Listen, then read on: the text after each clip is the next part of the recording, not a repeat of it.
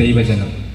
ഓശാന ഞായറാഴ്ചയായ ഇന്നത്തെ പ്രദക്ഷിണത്തിൻ്റെ പ്രത്യേകത അനുസരിച്ച് കാർമ്മികന് മുൻപായി ജനങ്ങൾ ആരും തന്നെ ദേവാലയത്തിലേക്ക് പ്രവേശിക്കാതിരിക്കുവാൻ പ്രത്യേകം ശ്രദ്ധിക്കുക.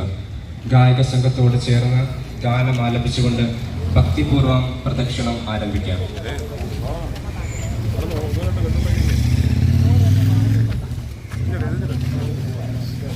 കുറച്ച് വോളണ്ടിയേഴ്സ് വന്ന് കുത്തോലകൾ വിതരണം ചെയ്യുക.